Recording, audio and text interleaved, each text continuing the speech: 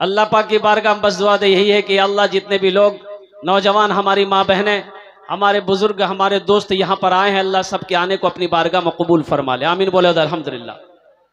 चंद अशार आपकी समातों के हवाले है, दुआया कलमात है, अगर अच्छा लगे तो आमीन कह दीजिएगा।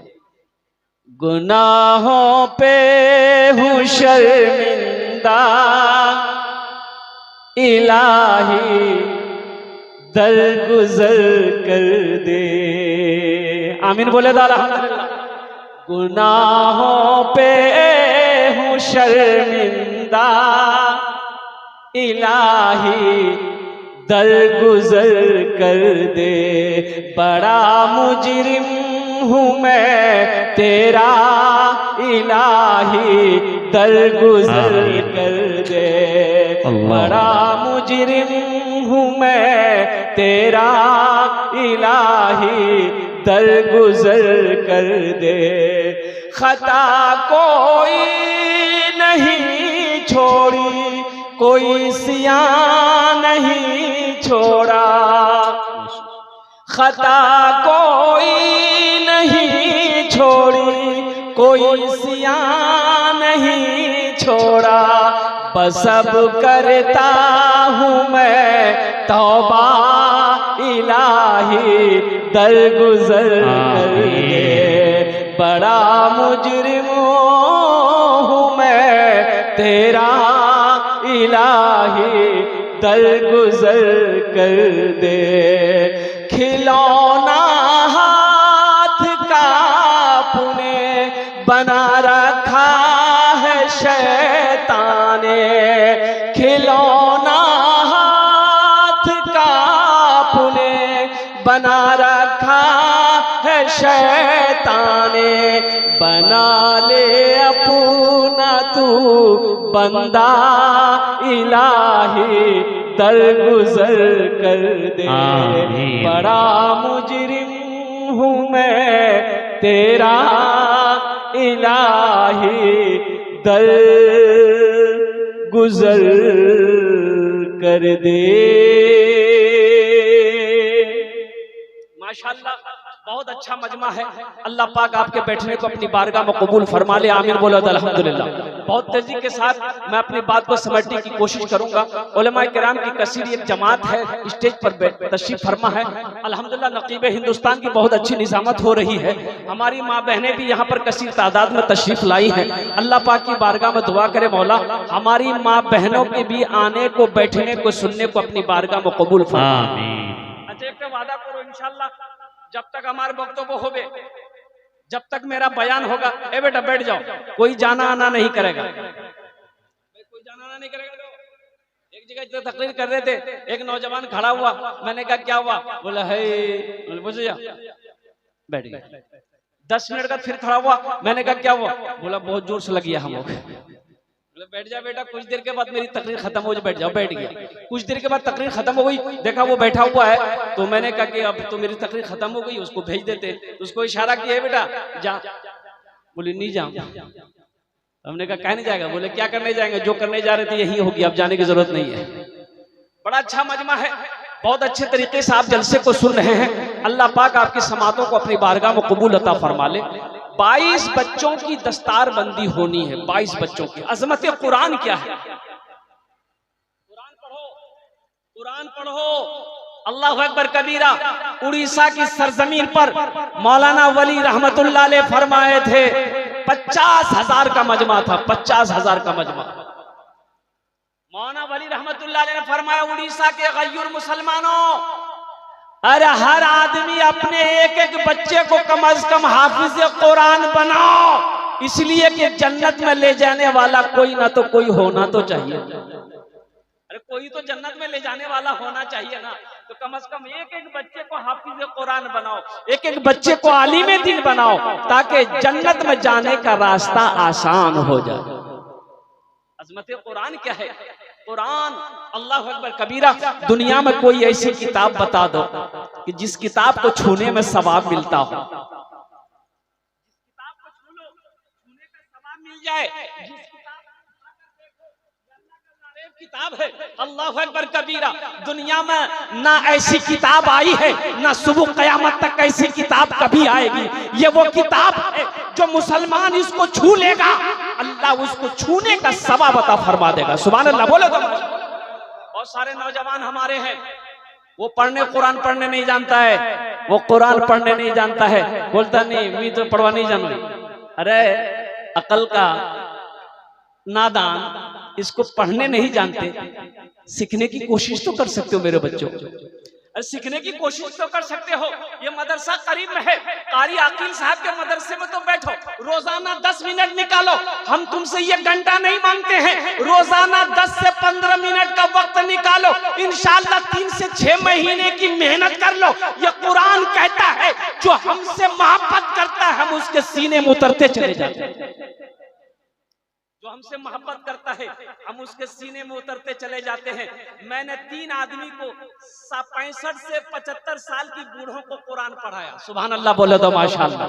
65 से 75 साल के बूढ़ों को तीन आदमियों को अपनी पूरी जिंदगी में, इतने उम्र दराज लोगों को मैंने अल्हम्दुलिल्लाह सुम्मा अल्हम्दुलिल्लाह कुरान पढ़ाया है।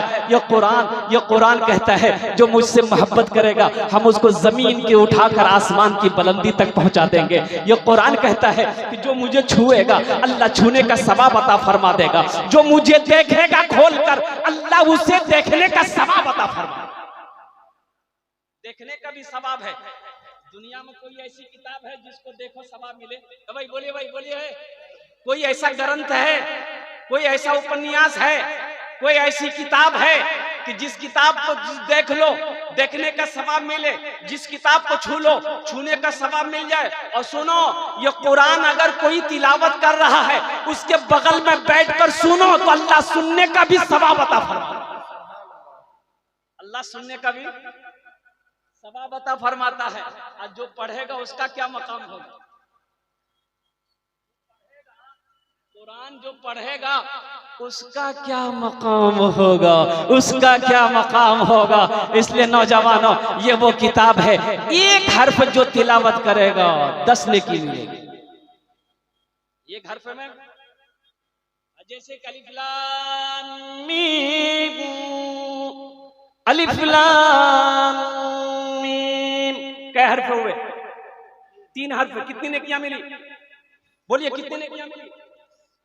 हशर के मैदान में बेटा बाप को नेकी नहीं देगा, भाई भाई को नेकी नहीं देगा, बीवी शौहर को नेकी नहीं देगी, दोस्त को नेकी नहीं देगा। और कुर्बान जाओ, एक दूसरा देखकर भागता हुआ नजर आएगा। लेकिन कुर्बान जाओ, ये दुनिया दारुल अमल है। अपने नामा आमाल में नेकियों का जखीरा जमा कर लो ताकि कयामत के दिन अफसोस से अपने हाथों को मलना ना पड़े।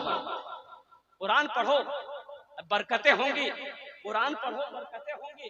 बताइए गया है एक आदमी था, 4 बेटा, सिर्फ दुनिया कमाया।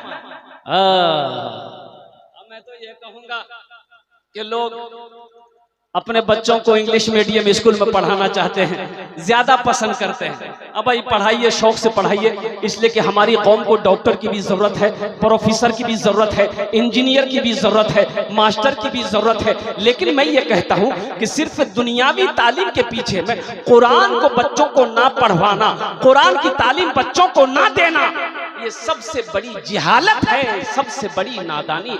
अब मैं बताऊं, एक नौजवान आया, बड़ा खूबसूरत नौजवान था, मस्जिद में आया, वजू बनाने का तरीका मालूम नहीं, और 22-23 साल का लड़का था। तो मैंने पूछा कि बेटा नमाज के बाद के नाम क्या है, कहाँ से आए? बोले हजरत मैं मेहमानी यहाँ पर आया हूँ, मेरे रिश्तेदार हैं, मैं नागपुर से आया। तो मैं अभी नया नमाज शुरू किया हूँ, मुझे नमाज आती नहीं है। तो मैंने कहा कि बेटा नमाज आती नहीं, कुछ तो आता होगा। बोले कुछ नहीं आता। हमने कलमा, बोले कलमा भी नहीं आता। तो क्या पढ़ रहे हो? तो बोले इंजीनियर बन रहे हो। हम इंजीनियर बन चुके, कलमा याद नहीं। क्या बना है? बहुत सारे नौजवान हमारे इसमें भी हैं जो एम में है, उम में है। जनाजे की दुआ पूछिए तो 80 की स्पीड से भाग जाएगा। जनाजे की दुआ अगर उसको बोलिए कि पढ़ने के लिए दुआए कुनूत सुनाने बोलिए, पसीना हेट हो जाएगा, 80 की स्पीड से भागेगा। एम में है, उम में है। अपने बच्चे को इंग्लिश मीडियम स्कूल में शौक से पढ़ाओ, हम मना नहीं करते, लेकिन मेरा कहना यह है कि मेरा बच्चा मास्टर बनने से पहले, प्रोफेसर बनने से पहले, इंजीनियर बनने से पहले, डॉक्टर बनने से पहले, सबसे पहले मेरा बच्चा दुनिया का हर भाषा पढ़ने से पहले मेरा बच्चा जो भाषा पढ़ेगा, जो किताब पढ़ेगा, वो अल्लाह का कुरान पढ़ेगा। सबसे पहले अपने बच्चे को अल्लाह का कुरान पढ़ाइए। इंशाल्लाह पढ़ाएं। कितने लोग तैयार है? जरा हाथ उठाओ। इंशाल्लाह अपने बच्चों को कुरान पढ़ाएंगे, हम अपनी बेटियों को कुरान पढ़ाएंगे। इंग्लिश मीडियम स्कूल में जाइए, अपने बच्चों को लेकर किशनगंज जाइए ना, क्रिश्चियन स्कूल में जाइए। एक बच्चे का एडमिशन फीस कम से कम 5,000 से 10,000 रुपया एडमिशन फीस। बात सही गलत बोलिए? 5,000 से 10,000 रुपए एडमिशन फीस, नाम लिखाने का। अब मदरसा रशीदिया में कितना फीस है? बोले 1 टका लीजिए। मदरसे में 1 रुपया भी फीस नहीं है, नाम लिखाने का एडमिशन फीस नहीं। क्रिश्चियन स्कूल में चले जाओ, अल्लाह अकबर कबीरा, जहां पर खड़े होकर बच्चे को पेशाब कराया जाता है। खड़े होकर बच्चों को पेशाब कराने की तालीम दी जाती है। और सुनो, अपने बच्चों को वहां पढ़ाओगे, अस्सलाम वालेकुम बच्चा नहीं बोलेगा, वहां सिखाया जाएगा good morning, good afternoon, good evening, good night. अब बच्चा पढ़ के जाता है घर, बच्चा स्कूल से जैसे ही खुला घर आया, माँ बैठी हुई, माँ ने माँ को सलाम किया, बच्चा माँ गुड मॉर्निंग। माँ खुश हो गई, मुन्ना का अब्बा को जवाब दी, मुन्ना अब्बा दौड़ जल्दी, मोर बेटा अंग्रेजी बोलो।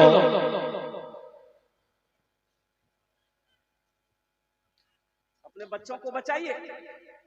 ये नेक औलादें छोड़कर जाना है सदका जारिया है, नबी की हदीस है, ये सदका जारिया है। माँ बाप अगर मर गया, औलाद अगर नेक है, तो अल्लाह ताला जब तक वो औलाद दुनिया में जिंदा रहेगी, बाकी रहेगी, ये औलाद अल्लाह का जिक्र करती रहेगी, अल्लाह इसका सवाब माँ बाप के कब्रों में अता फरमाता रहेगा। सुभान अल्लाह बोले तो माशाअल्लाह। अब बेटा अगर खड़ा होकर पेशाब करेगा, बाप के कब्र में सवाब मिलेगा, तुम्हारा डंडा पड़ेगा। अरे बोलो ना भाई, सवाब मिलेगा। बाप खड़े होके पेशाब कर रहा था नाला में, बेटा नौजवान देख लिया, बोला वाह की करो, मुलिसा मना करो कि खड़ा होकर पेशाब नहीं करना चाहिए। बोले 2-3 मुलिसा चक्कर पर गई थी। दुनिया कहां से कहां चली गई, साइंस तरक्की कर ली, अब तुम मौलवी के पीछे पड़े हुए हो। बेटा बोला चलना न कर। बेटा पेशाब, बाप पेशाब कर लिया, बेटा घर आया, सीढ़ी लगाया, घर में सीढ़ी लगाया। अब बेटा सीढ़ी में चढ़ के पेशाब करने लगा, तो उसका बाप बोला की करो ये तुम नाक कटवाओ ना की। बोले यही तो तरक्की है। अब मेरा बाप खड़े होकर पेशाब करते, आपका बेटा हम सीढ़ी लगा के पेशाब करते हैं, ये तरक्की है कि नहीं है? इंग्लिश मीडियम में 5,000 रुपए एडमिशन फीस। अच्छा महीना कितना लगेगा? कम से कम 3,000 रुपया महीना। बोले बात सही है कि गलत है? जरा अगर बात मेरी अगर सही है तो जरा हाथ उठा दीजिए, दोनों हाथ इंशाल्लाह। 3,000 रुपए महीना। कितने हजार रुपए महीना लगेंगे? 3,000, 2,000 से 3,000 रुपए महीना लगेंगे। एक बात याद रखिएगा, इससे कम में नहीं। औकात है तो पढ़ाइए, औकात नहीं तो यहाँ से रास्ता ना पाइए। 3,000 रुपया आप वहां पर जमा करवा दिए, एडमिशन फीस 10,000, 5,000 रुपया जमा करवा दिए, यानी 15-20,000 रुपया आप रख करके अपने बेटे को हॉस्टल में डाल दिए, घर चले आए। अब बच्चे की पढ़ाई शुरू हो गई। A for एंड मैंने चूटी, B for बॉल, बॉल मैंने गेंद, C for कैट, कैट मैंने बिल्ली, D for डॉग, डॉग मैंने कुत्ता, E for एलिफेंट, एलिफेंट हाथी, F for फॉक्स, फॉक्स लोमड़ी, H for हैंड, हैंड मैंने मुर्गी। बताइए 3,000 टका महीना दे रहे हैं, बच्चा को कुत्ता बिल्ली पढ़ा रहा है।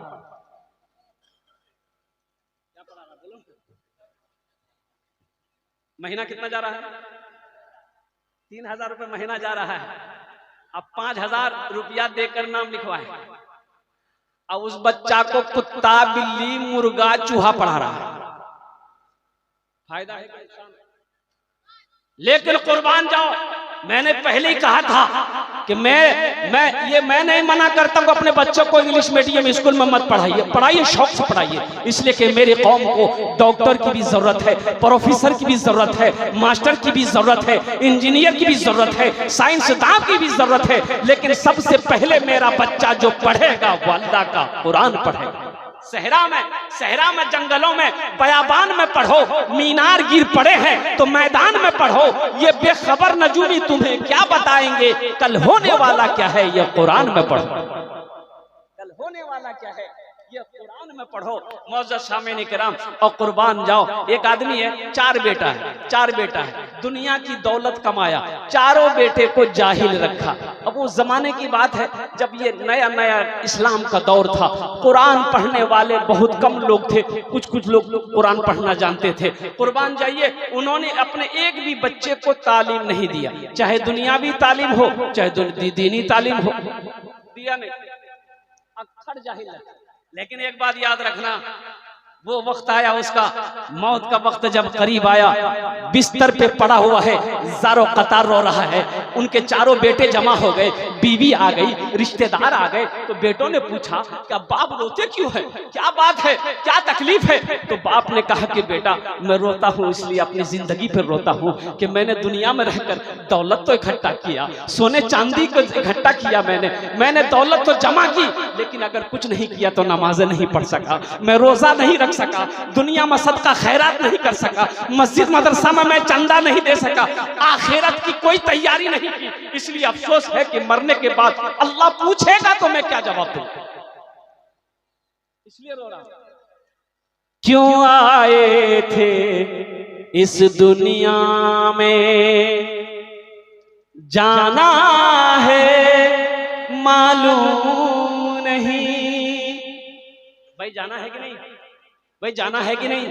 क्यों आए थे इस दुनिया में, जाना है मालूम नहीं। सामाने सफर सब ठीक करो, कब होगा सफर मालूम नहीं। क्यों आए थे इस दुनिया में, जाना है मालूम नहीं। इस घर को बेहतर बनाए हो, जिस घर में रहना है 2 दिन, जिस घर में हमेशा रहना है, कैसा होगा वो घर मालूम नहीं। क्यों आए थे इस दुनिया में, जाना है मालूम नहीं।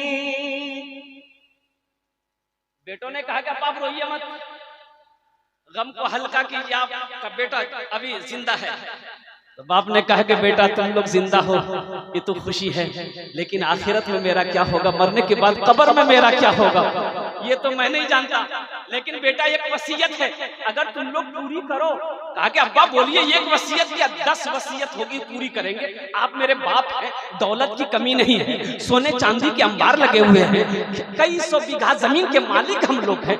तो कहा कि बेटा बस मेरी एक वसीयत है कि मेरे मरने के बाद जब मैं मर जाऊं मुझे दफन कर देना। लेकिन बेटा सुनो, मैंने उलमा से सुना है कि कुरान का सवाब मरने वाले को मिलता है, कुरान का सवाब मरने वाले को मिलता है। अगर कुरान पढ़कर बख्शो मग़फ़िरत की दुआ कर दे, अल्लाह मरने वाले को उसका सवाब देता है। ए बेटा जब मैं मर जाऊं तो किसी हाफिज़ कुरान को लाकर या कुरान पढ़ने वाले को लाकर कुरान पढ़वा देना, मेरे हक में बख्शिश व मग़फ़िरत की दुआ करवा देना, शायद अल्लाह कुरान के सदक़े में हमारे गुनाहों को माफ फरमा।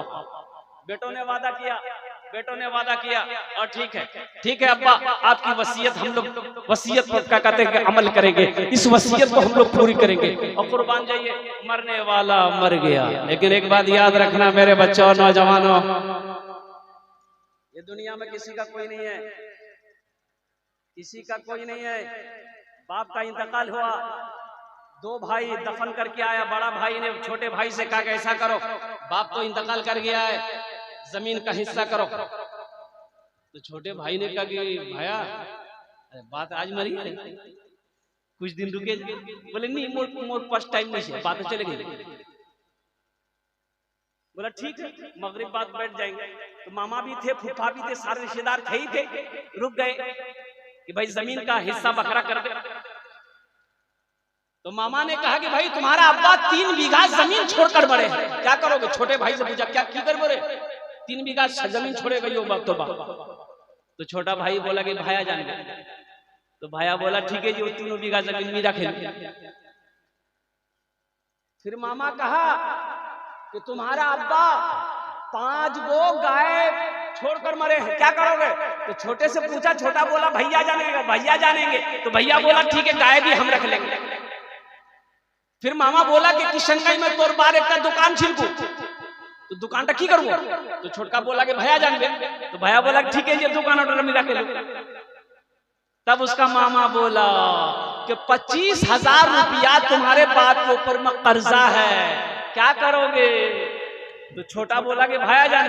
तो भैया गरम हो गया कि सब हम ही जानेंगे, तुम कुछ नहीं जानोगे। अरे तुम कुछ नहीं जानोगे, जमीन हम जाने, गाय हम जाने, दुकान हम जाने, कम से कम अब्बा का छोटा बेटा तुम हो, अब्बा का कर्जा तुम जानो। कब्र में फेंक देगा जमाना, फेंक कर लोग होंगे रवाना।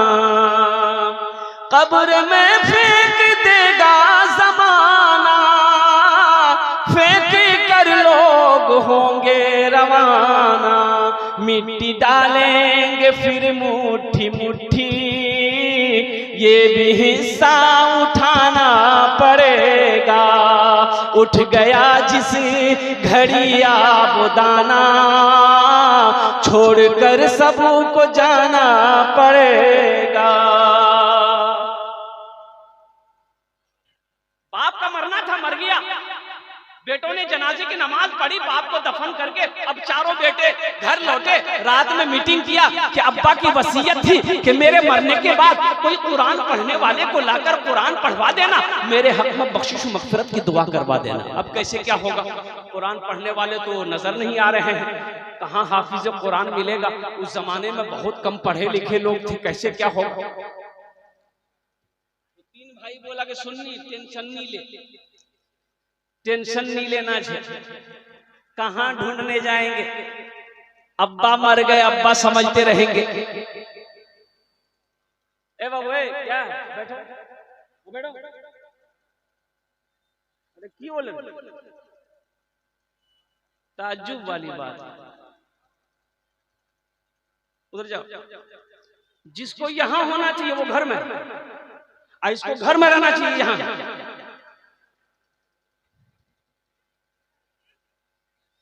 कितना लोग अभी बस्ती में सो रहा होगा, उसकी बीवी कहती है जलसा सुना नहीं जाओ, बोले चुप रहो, जलसा की बोली बोली सब मुझे पता है।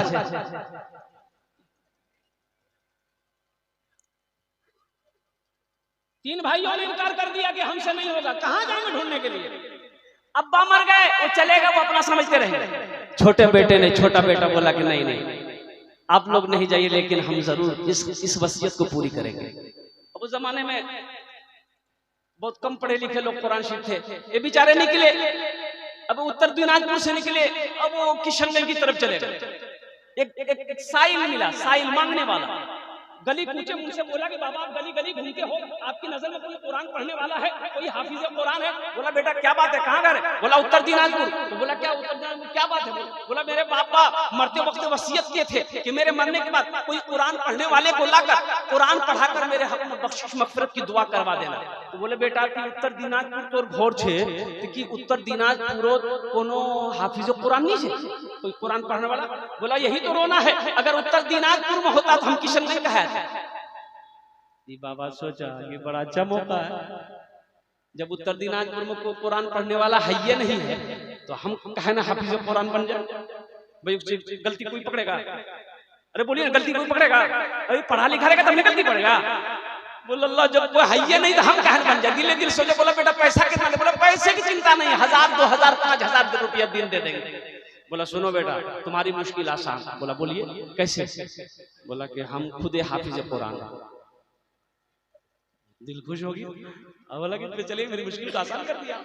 घर लेके आया, खाना पक्का जाहिल है, बाबा पक्का जाहिल है, खिलाया पिलाया। बोला बेटा पढ़े? बोला यहाँ मत पढ़िए, कब्रिस्तान चलिए, मेरे बाप के कब्र पे बैठ के पढ़िए। बोला जहां पढ़ा लो, घर में पढ़ा लो, कब्र में पढ़ा लो, कहीं पढ़ा लो। गया किताब खोला, पढ़ा लिखा तो नहीं था।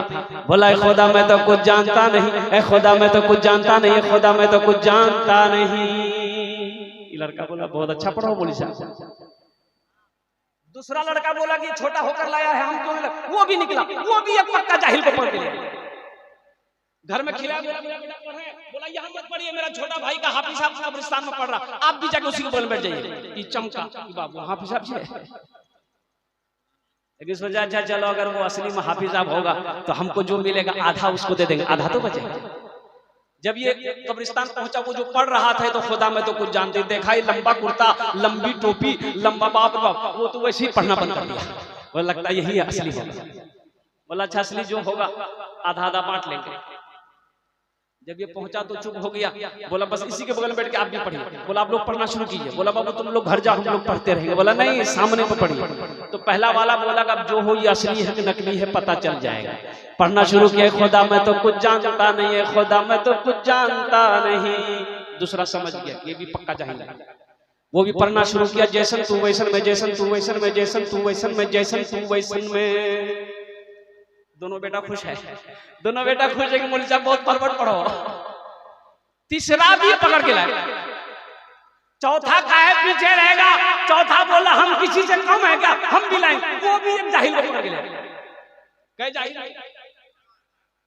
बोला कि चारों कोने में बैठ जाइए, दो आदमी मेरा अब्बा का हाथ पकड़िएगा, दो आदमी पैर पकड़िएगा और डायरेक्ट जन्नत पहुंचाइएगा, इधर उधर रास्ता मत छोड़िएगा।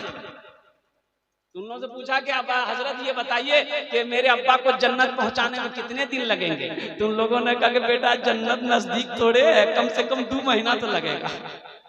बोला 2 महीना लगे या 4 महीना लगे, मेरे अब्बा को जन्नत तक पहुंचा दीजिएगा, पैसों की चिंता नहीं, बस आप लोग पढ़ना शुरू कीजिए। पहला बोला दूसरा बोला जैसन तू वैसन में, तीसरा समझ गए दोनों जाहिल है। अंधेरी तकलीफ कब तक चलेगी, कब तक चलेगी, अंधेरी तकलीफ कब तक चलेगी? चौथा समझ गए, तीनों जाहिल है। वो भी पढ़ना शुरू किया, जब तक चले चलने दो, जब तक चले चलने दो, जब तक चले रहा खाया पिया। मेरे नौजवानों, मेरे बच्चों, मेरी हंसी में मेरी बात को मजाक में ना उड़ाओ। अगर वो चारों बेटों में से अगर किसी एक बेटे को भी अगर कुरान पढ़ा देता, वही बच्चा नमाज पढ़कर, कुरान की तिलावत करके, सूरह फातिहा पढ़कर, सूरह इखलास पढ़कर, अगर तिलावत करके अल्लाह की बारगाह में अगर वो दुआ के लिए हाथ फैला देता, शायद मेरे रब्बे कदीर, मेरे रब्बे रहीम उनके बाप के गुनाहों को माफ फरमा देता। इसलिए अपने बच्चों को कुरान पढ़ाओ, अपने बच्चों को तालीम दो। इंशाअल्लाह अपने बच्चों को कुरान पढ़ाएंगे मेरे भाई इंशाअल्लाह, माशाअल्लाह। अच्छा सुनिए, हजरत मुआज बिन रदियल्लाहु ताला, मुआज बिन जबल रदियल्लाहु ताला एक सहाबी रसूल है, जलील कद्र सहाबी है, कुर्बान जाइए। एक मरतबा यमन के गवर्नर बनाकर अल्लाह के नबी उसे भेज रहे हैं, हाकिम बनाकर भेज रहे हैं, कहा कि ए मुआज ऊंट पर बैठ जाओ। ऊंट बैठा, हजरत मुआज बैठ गए। अल्लाह के नबी ने ऊंट के मुहार को पकड़े और पैदल चलना शुरू किया। तो हजरत मुआज कहते हैं कि या रसूल अल्लाह, मेरे माँ बाप आप पर कुर्बान, मैं गुलाम हूँ, आप मेरे आका हैं। या रसूल अल्लाह, ये बेअदबी है, मैं ऊंट पर हूँ, आप नीचे हैं। तो अल्लाह के नबी इरशाद फरमाते, मुआज ऊंट पर बैठा रहा, ए मुआज ऊंट पर बैठा रहा, हम तुम्हारी इज्जत नहीं कर रहे हैं। ए मुआज, तुम्हारे सीने में जो अल्लाह का कुरान है, हम उसकी इज्जत कर रहे हैं। जिसके सीने में अल्लाह का कुरान होता है वो अल्लाह का दोस्त होता है। सुभान अल्लाह, बोले तो माशाअल्लाह। जिसके सीने में अल्लाह का कुरान होता है वो अल्लाह का दोस्त होता है। और सुनिए, सही सनद के साथ हदीस में है, ये हाफिज का कुरान हो जाता है, ये जिसको चाहे हाथ पकड़ कर जन्नत के अंदर में दाखिल कर दे। जिसको चाहे, कोई भी हो। तो बताओ, दुनिया में जो इससे मोहब्बत करेगा, हशर के मैदान में ये उसका हाथ पकड़कर जन्नत के अंदर में दाखिल करेगा कि नहीं करेगा? इंशाअल्लाह। कितने लोग इनसे मोहब्बत करेंगे, दोस्ती करेंगे? जरा हाथ उठाओ, इंशाअल्लाह हम दुआ करेंगे। माशाअल्लाह, इससे 22 बच्चे हमारे काका स्टेज पर बैठे हुए हैं। सुनो, हाफिज कुरान के हदीस के अंदर में है, सही सनद के साथ हदीस के अंदर में है। अल्लाह अकबर कबीर, अल्लाह के नबी इरशाद फरमाते हैं, जिसका बेटा हाफिज कुरान हो गया, उसके माँ के सर पे भी, उसके बाप के भी सर पे नूर का ताज सजाया जाएगा। इसका ताज सजाया जाएगा, बोलिए, अरे बोलिए, जोर से बोलिए, नूर का ताज सजाया जाएगा। अहले महशरियों से अल्लाह के फरिश्ते से अहले महशरियों पूछेंगे, अल्लाह के फरिश्ते ये कौन है जिसके सर पे नूरानी ताज है? क्या ये वली है? क्या ये शोहदा है? क्या अंबिया है, सालेहीन है, सिद्दीकीन है, कौन है? तो अल्लाह के फरिश्ते जवाब देंगे, नहीं नहीं, ये अंबिया नहीं है, ये सालेहीन सिद्दीकीन नहीं है, बल्कि ये वो बाबा माँ बाप है जिन्होंने दुनिया के अंदर में अपने बेटे को हाफिज कुरान बनाया। 10 आदमी को जन्नत में लेकर जाएंगे, बाद उलमा फरमाते कि इससे भी ज्यादा लेकर जाएंगे, लेकिन 10 है, 10 है। अल्हम्दुलिल्लाह। तो अल्हम्दुलिल्लाह अगर आप चाहते हैं कि ये हाफिज कुरान हशर के मैदान में हमारी भी सिफारिश करके जन्नत में दाखिल कर दे इंशाअल्लाह, अल्लाह का हुक्म होगा, इशारा होगा, ये जिसके हाथ को पकड़ लेगा इंशाअल्लाह वो जन्नत के अंदर में उसको दाखिल कर देगा इंशाअल्लाह। आपने वादा किया है दोस्ती का, तो आज इसकी मदद करोगे, आज इसकी इज्जत करेंगे, आप इकराम करेंगे इंशाअल्लाह। ये हाफिज कुरान कल कयामत के दिन आपको नहीं छोड़ेगा इंशाअल्लाह। इंशाअल्लाह जब ये जन्नत में जाएगा इंशाअल्लाह आपके भी हाथों को पकड़कर जन्नत के अंदर में दाखिल कर देगा। तो मुझे 5 आदमी इस मजमे में चाहिए। 22 बच्चों की दस्तारबंदी है। एक बच्चे को हाफिज कुरान बनाने के मदरसा में खर्च 1 महीने का 500 रुपया, साल के 12,000 रुपए हुए, साल के 6,000 रुपए हुए, 2 साल के 12,000 रुपए हुए, 2 साल के 12,000, 2,000 रुपया छुट्टियों के निकाल दो, कितने बचे भाई? अरे बोलिए कितने बचे? 10,000। सुनो, अल्लाह ने दौलत दिया है, अल्लाह ने माल दिया है, अल्लाह ने अगर आज सोने चांदी का मालिक बनाया है तो आओ अपने माल को लगा लो, अल्लाह के बैंक में जमा कर लो। एक बच्चा को हाफिज कुरान अपने पैसे से बना लो इंशाअल्लाह, ये बच्चा आपके हाथों को पकड़ेगा, जन्नत के अंदर में दाखिल कर देगा। है कोई नौजवान इंशाअल्लाह खुशनसीब यहाँ पर अपने माँ बाप के नाम पर, अच्छा इसमें दोहरा सवाब मिलेगा, अगर अपने माँ बाप के नाम पर अगर एक बच्चों को हाफिज कुरान बनाते हैं, ये बच्चा जब तक इस धरती पर कुरान पढ़ता रहेगा, ये सिलसिला ये दूसरों को पढ़ाएगा, दूसरा तीसरा को पढ़ाएगा, ये सिलसिला कयामत तक चलता रहेगा। अल्लाह कयामत तक कब्र में आपके माँ बाप को सवाब अता फरमाता रहेगा। है कोई पहला नौजवान इंशाअल्लाह? 10,000 रुपए का मेरा सवाल है, ओनर जोड़ने हम 5 दुआ करबो, हम 5 दुआ करेंगे उसके लिए इंशाअल्लाह। इस मजलिस के अंदर में ये हजारों का मजमा उसके लिए 5 दुआ करेगा अल्हम्दुलिल्लाह। है कोई पहला सखी? है कोई पहला अल्लाह का शेर, माँ का चहीता बेटा, कलेजे का टुकड़ा बेटा? एक कोई नौजवान खड़ा हो जाए कि हजरत एक कम से कम 22 बच्चे हैं तो 22 आदमी चाहिए, लेकिन कम से कम अभी शुरू में मुझे 5 आदमी चाहिए इंशाअल्लाह, 5 आदमी चाहिए इंशाअल्लाह। 10,000 रुपए देने वाला कोई एक ऐसा सखी खड़े हो जाए इंशाअल्लाह। मैं देखना चाहता हूँ वो कौन खुशनसीब सखी है, वो कौन खुशनसीब नौजवान है जो अपने माँ बाप के नाम पर एक बच्चे को हाफिज कुरान बनाने का खर्च उठा ले कि हजरत इंशाअल्लाह एक बच्चे को हम हाफिज कुरान बनाएंगे, एक बच्चा मेरा पैसा खाकर हाफिज कुरान बनेगा, अल्लाह इसका अजर, इसका बदला, इसका जज़ा आपको इस दुनिया में भी अता फरमाएगा, आखिरत में भी अता फरमाएगा। है कोई पहला नौजवान इंशाअल्लाह जो अपने हाथों को बुलंद करे, अपना नाम बताए इंशाअल्लाह?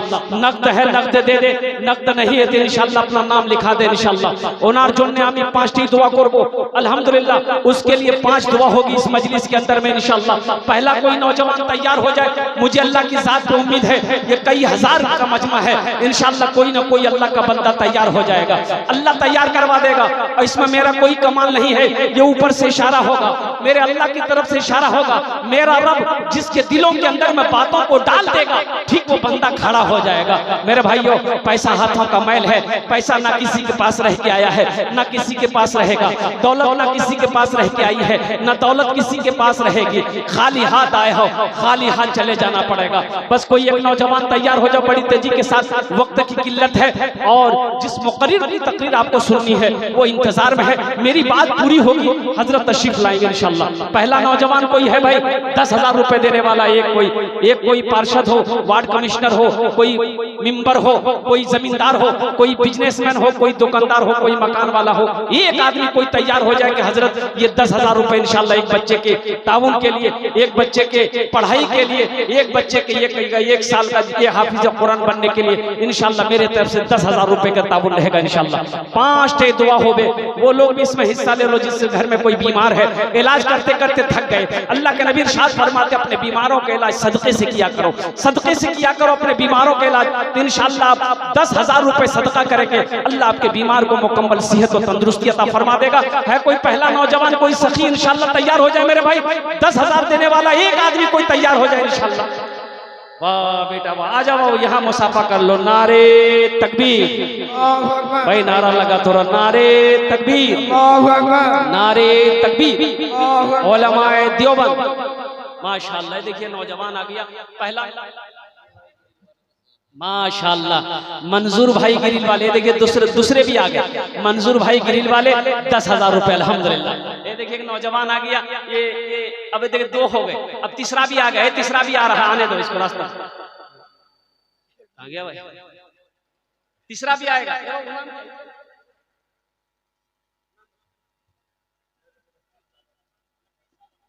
मोबाइल नंबर भी ले लीजिए, बात करने में अच्छा रहेगा।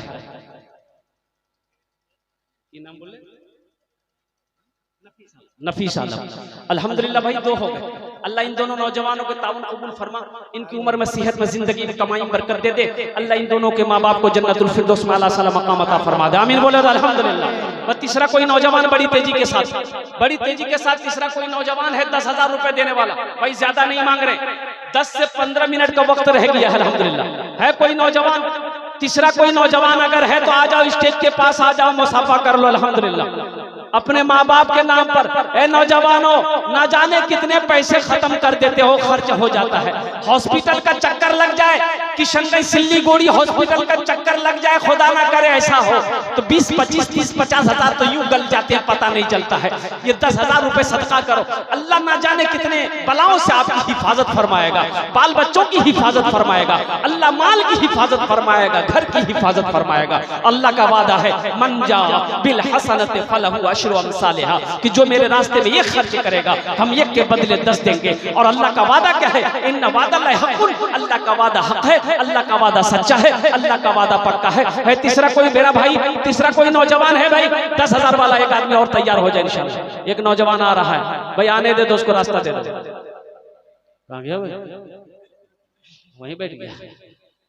और तीसरा कोई नौजवान तैयार है भाई 10,000 रुपए का सवाल है, ज्यादा नहीं। एक बच्चे को हाफिज कुरान बना दो, अपना पैसा खिलाकर, आपका पैसा खाकर एक बच्चा हाफिज कुरान बनेगा।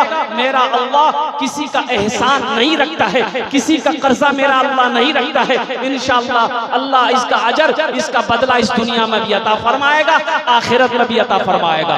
एक आदमी और तैयार हो जाए इंशाअल्लाह, मोहब्बत के साथ, खुलूस के साथ, अखलास के साथ। अल्हम्दुलिल्लाह एक आदमी और तैयार हो जाए भाई। 3 आदमी 5 आदमी जबान से निकला है अल्हम्दुलिल्लाह कि कम से कम 5 आदमी होना चाहिए। अल्लाह ने 2 को चुना है, मेरे अल्लाह ने 2 को खड़ा किया है। तीसरा कोई नौजवान है इंशाअल्लाह। इतना बड़ा मजमा है, ये सखी लोगों का इलाका, अल्लाह अकबर कबीरा, फैयाज लोगों का इलाका, दानी लोगों का इलाका है। जिस इलाके के बारे में मैं उड़ीसा में बोलता हूँ मैं, कि उस इलाके में बड़ों को छोड़ो, बूढ़ों को छोड़ो, नौजवानों को छोड़ो, जिस इलाके का बच्चा सखी है, ये वो दीन उत्तर